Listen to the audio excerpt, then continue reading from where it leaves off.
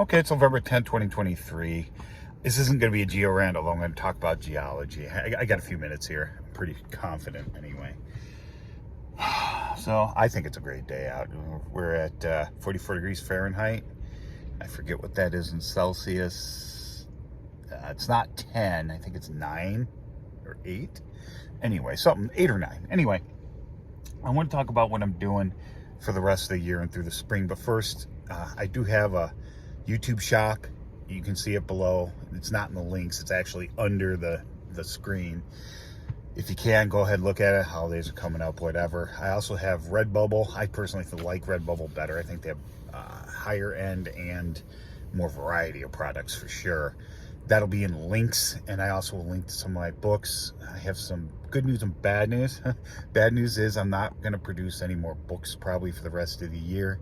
There's a couple on the plate, like Greenland and Baraboo, or not Baraboo book, but Baraboo movie, sorry. But Greenland, a book and a movie, and I am working on them, but I have to publish in a peer-reviewed journal. It's been since 2018 since I've been a primary author, and I have 2 projects I'm working on right now, and they're both going to be broken up into several papers because I do not like writing 90-page papers. No one will read that anyway. And if what was I going to say? I think the longest paper I ever wrote was 23 pages, and it was the last one. And I was annoyed with that at myself. So we're not going to be doing that. Now I'm going to hit on some points from both of those, and hopefully this won't go past 15 minutes. So if you got 15 more minutes, please spend them with me. Go check the stuff out if you want later. It's up to you. Anyway, first project, Frida Formation. Background real quick. For those of you that know me, you know I study the Precambrian, and the Frida is part of the Mid-Continent Rift deposits, which is all called the Keweenaw supergroup. Lithostratigraphically, that's what it is. From the Mid-Continent Rift volcanics all the way up through the Jacobsville group, I believe. I don't remember if it's Jacob. Anyway, it doesn't matter.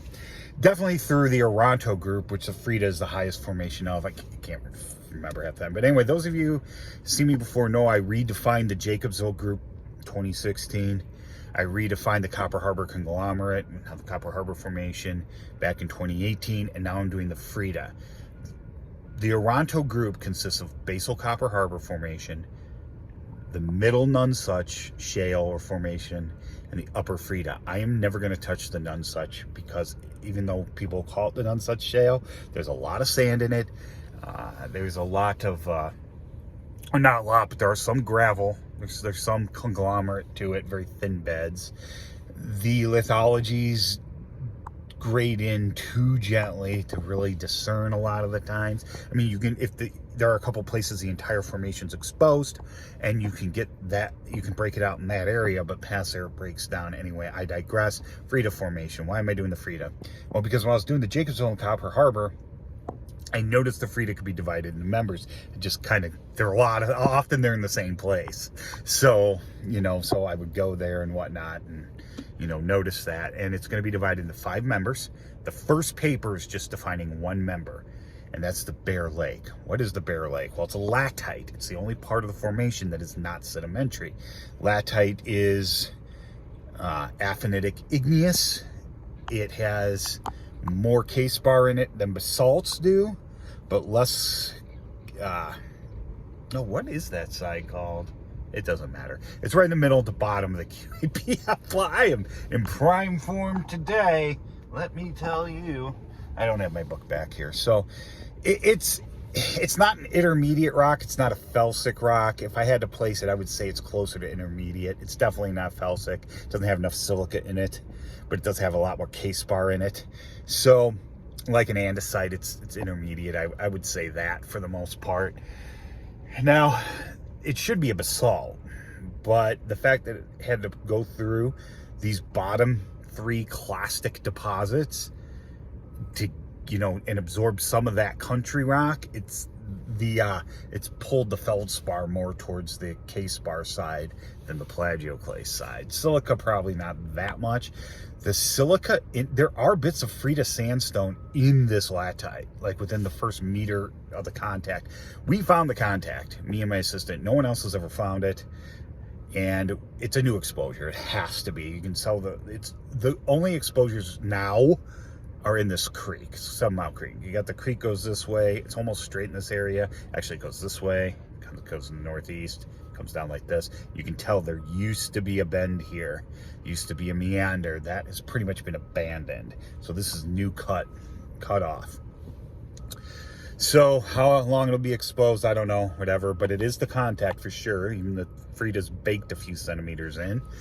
And so we know there's free floating parts of Frida and probably Copper Harbor in it too. And probably Nonesuch as well. What's that mean? That means you're going to get xenocrysts of zircons incorporated from these other formations. And we do. People have tried to pull zircons from it and gotten about 1,090 million years old, which is still when the Portage Lake volcanics were being deposited in the mid-continent rift. It's pre-clastic. Although I know the Portage Lake volcanics have thin sandstones and conglomerates in them. I know that, but I'm not talking about that, okay? So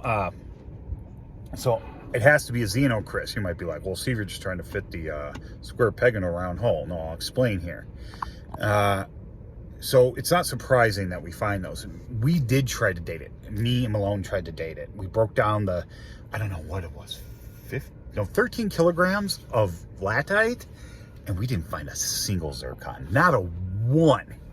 And that was I wanted to get as much latite, pure latite as I could without the sand in it and all that other stuff. But we didn't find any. But there are some, and we know the Nonesuch. So you have Portage Lake, Copper Harbor Formation, and then you had the Nonesuch, okay? And then you had the Frida. The Nonesuch is known to be about 1,080 million years old. There are special circumstances in which you can directly date sedimentary rocks. I'm not going to get into them here. I generally don't talk about them. I say you can't because I want to confuse people, but you can, okay?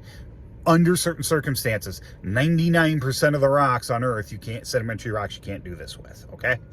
So, the Frida is conformable over the Nonesuch. Even on the eastern end, you can see the two intertonguing. There is one place there's an unconformity between the Nonesuch and the Frida, but it's probably an unconformity of 100,000 years at the most. I'm being generous when I say that.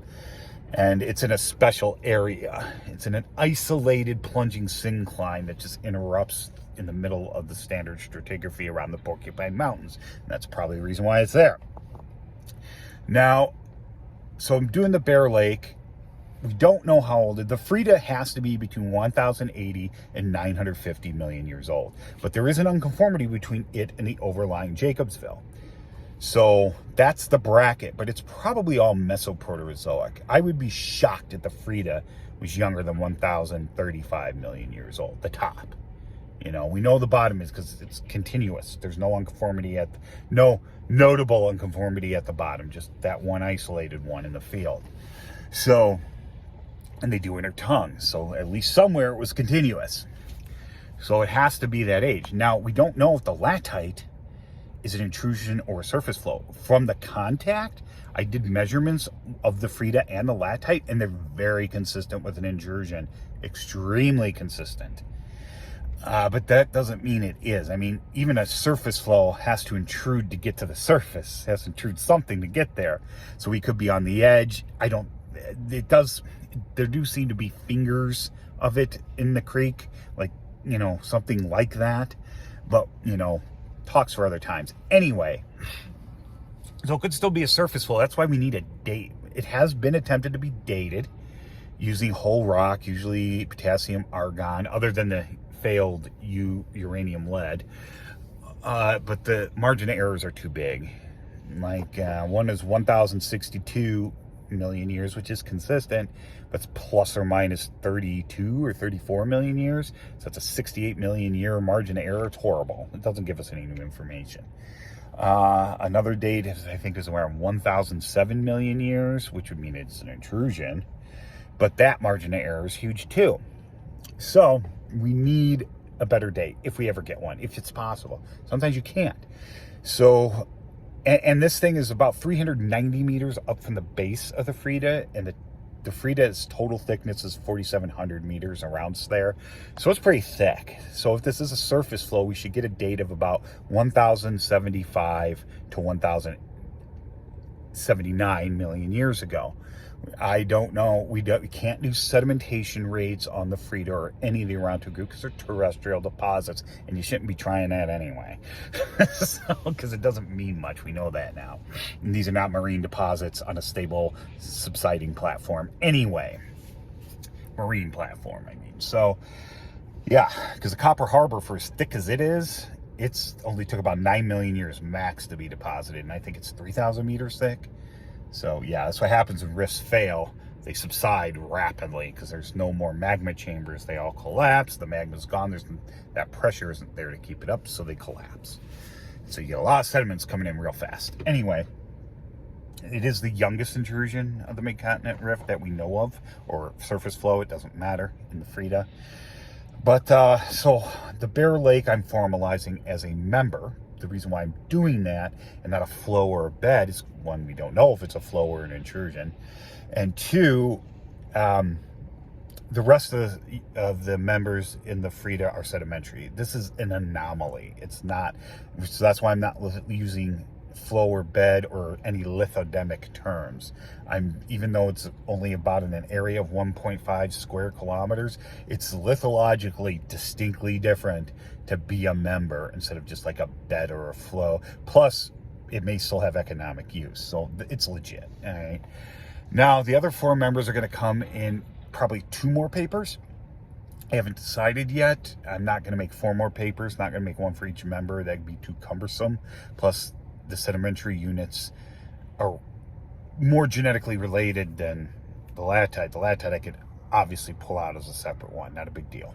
Okay, so the second, what is it? We're almost at 12 minutes. The second is also going to be several papers. The first one is written, but I haven't submitted it to anyone to look at, and I had the feeling I'm gonna piss a lot of people off with this one. And if it even gets accepted as peer review, it's at best it'll probably be suggested for rejection, and it'll probably get rejected. Why? Because I'm rocking the boat. You may be like, well, people, science, adapts to the evidence, and it does. It's the people that don't. There's an old saying in science. How does science progress? One funeral at a time. That's really it. And the old timers that came up with this original concept that I think is wrong, and I'm not the only one, by the way. There's a few of us. They're in their 80s now.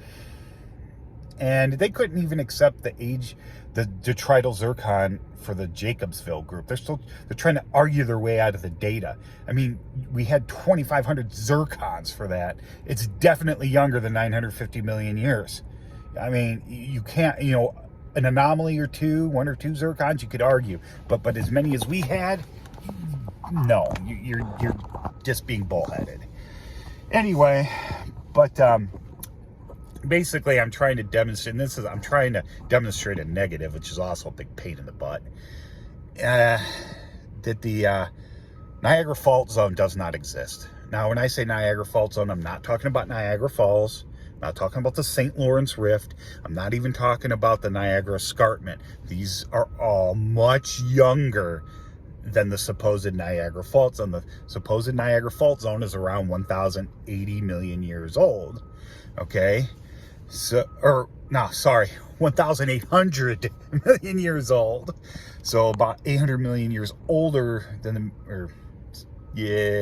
700 million years older than the Mid-Continent Rift. Somewhere around there. Anyway, it doesn't matter. It's a lot older is the point. And the St. Lawrence Rift is from the breakup of Pangea, so you're talking 300 million years ago, not 1,800 million. The Niagara Escarpment is older than that, but it's Paleozoic. That escarpment is mostly Silurian and Devonian rocks. So way after this fault. Anyway, I'm digressing here. This fault has started appearing on maps of the border between Wisconsin and the Upper Peninsula from basically like Norway, Wisconsin, or in the UP, I believe Norway's in the UP, west through Iron Mountain to Florence, Wisconsin. And it just started appearing, and I think I know why. Now, I need to say something here about it. This fault is supposedly where two land masses met. It's supposed to be a suture more than a fault zone. Like, we think it is an island assemblage. I don't think it's an island arc. I think it's a hotspot island like Iceland, and that would explain Sudbury, but that's going to be in the later papers. Right now, I'm just trying to demonstrate this thing isn't as we think it is, if it even exists. But you basically had some sort of island meet up with the Superior Craton during the Pinokian orogeny. It's Pinokian terrain. And we know it does not have an Archean base. Z in 2021 tried to argue that it did, but because with the marshfield terrain that accreted to the Pinokian terrain, it's a little younger, does have an Archean base, but that broke off the Wyoming Craton, we think. The Pinokian did not break off of a Craton. This is obviously some sort of ocean closing event of a Wilson cycle. So, yeah, so where was I? So, yeah, the Niagara Fault Zone, this appears on maps. Just to the north of it is something called the Michigami Formation, which is assumed to be metasedimentary. It is. And to the south of that is the Quinnesec Formation, which is dominantly Pinokian volcanics, and it is too. Except here's the thing, you don't need a fault zone to explain the geology between the Quinnesec and Michigami. Now, there are several complications that have led to things, and this is why we need to get away from interpretive descriptions of rocks, starting from things like igneous, metamorphic, and sedimentary, because they can be wrong. Now, especially when your sedimentary rocks are derived directly from the volcanics that they sit on and intertongue with. It can be a problem. And then they're metamorphosed and deformed, highly deformed. Now, the stuff where the Niagara Fault Zone supposedly exists is highly deformed, and it's medium to high grade metamorphism. So the protoliths or parent rocks can be hard to figure out. I'm not going to lie about that. And they just arbitrarily declared everything south of that was the fault was Quinnesec, and everything north of it was Michigami. But you don't need a fault zone. The two intertongue to a degree. We know this within the other volcanics, like the Badwater and those type of things. So why is this there? Well, it was there just to explain the connection of the two terrains. That was it. And it is expressed. It does not appear anywhere in outcrop. It does not show up in any water wells, and it does not show up in any subsurface exploration, especially as an aeromagnetic anomaly. There's nothing there. And people have actually noticed this decades ago, that it doesn't, but instead of saying there's no Niagara Fault Zone according to the aeromagnetic data, they just say it's hard to see, which means it's not there. However, but there is, to the south, there is a strong signal in the newer stuff, but that's way south. Anyway, I'm leaning towards Niagara Fault Zone not even existing. Ductile deformation in this area is favored over brittle. We know this. And I made a predictive, model with folds, see if I could get this to work without the Niagara Fault Zone, and I can. It was actually pretty easily, if I actually look at the lithology of the rocks instead of trying to figure out the interpretation and work backwards. It was pretty easy. And I drew, one fold that you can't see in the field because it's huge. We're talking order of kilometers. So it's not visible in the field. But then on Michigan 95, I studied an outcrop there. There's no faults in that, and it's very typical of how I think is going on. You've got volcanics interbedded with sediments, metasediments, metavolcanics, things like that. And then I'm sitting there and I'm working on it. I got that, photos down there, and I'm drawing, so I can explain what's in the photo, because it's all black rock. It's hard to see. And, next to my interpretation, I noticed they're very similar. We call that Pompelli's rule. Small equals the big.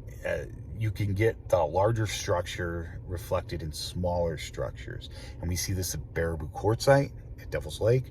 We see this up on US 41 and the Syamo Slate. It happens. It's quite common, especially in muddy rocks. Softer rocks when they're deformed, although the quartzite wasn't that soft, but it can happen in harder rock too. So this is coming up on 20 minutes. So And there's other things that show it doesn't exist. Like it's mapped on Tyler Road, right past where all the rock outcrops stop. It's about half a mile, I think, of essentially continuous outcrops. It breaks up a little bit. And that stuff is pretty much not deformed there, not highly deformed. And it's metamorphosed pretty decently, but not highly deformed. And that fault supposedly is just north of that, conveniently not expressed in the topography or anywhere else. I mean, there's places at Keweenaw Fault, like at Hungarian Falls, where that's not a suture. It's a normal fault reversed after the Mid-Continent Rift died and then compression occurred. And the fault zone of that is, I think it's about 10 meters, 15 meters wide. And you can see it, and at least that one outcrops, the Keweenaw Fault. This thing doesn't outcrop anywhere. It doesn't show up in anything, and it's not needed to explain the geology. I'm pretty confident this was drawn as a fault of convenience, and that will happen because they noticed there's volcanic rocks on the south, there was metasedimentary rocks to the north, and nothing between except really close, supposedly, the fault is a place called Pierce Gorge, which has been mapped as meta-igneous. And you look at this stuff and it's clearly metasedimentary. I even found something I thought was a gray wacky, and I'm looking at it, looking at it under hand lens, and I noticed that as I'm doing this, that I see something, and I have this sample, and I did a video on it. It's on YouTube. I knocked it out, and in there is a white pizza sturgeon quartzite. Sturgeon's really close. It's older. And you look around it, and it looks there's no baked, nothing like that. It's unaltered, pretty much. I mean, it's quartzite. It's pretty hard to alter that metamorphically anyway. And you can see kind of going around that this thing was incorporated as a clast, not a xenolith. So, yeah, so that's metasedimentary. Then you got the vertical trending, what has been mapped as a meta-igneous basalt, I think, or something like that, or meta-rhyolite, and the cleavage follows bedding, and its protolith is clearly mudstone. Clearly, there's ripple marks in the damn things. So, and that's all mapped as metavolcanic, and then the fault is supposedly right north of that. How convenient, right? So, yeah, so that's why you start by looking at the rocks and identifying their mineralogy and their structure and all that before you start slapping igneous, sedimentary, and metamorphic on them, especially in an area this complex. But we are figuring out, we have a lot better dates now, too, of the surrounding rock. This is something else when this interpretation was made. Dating wasn't really... I mean, it was practical, but it wasn't as accurate as it is. But it became accurate in the 70s. So I don't know why they didn't start till maybe, I think late 80s. And then in the early aughts, through early aughts, they started dating. And then they stopped again. And then they started again. And we're just trying to date things now. And it helps for interpretation. We're figuring this out. But I know it's gonna piss some people off. And I know they're not gonna like it. And they're gonna act emotionally to it. Because even though they're scientists, we're still human beings. So anyway, I think that's it. We're coming up on 24 minutes. If you have any questions or comments, please leave them below. And I hope you learned something.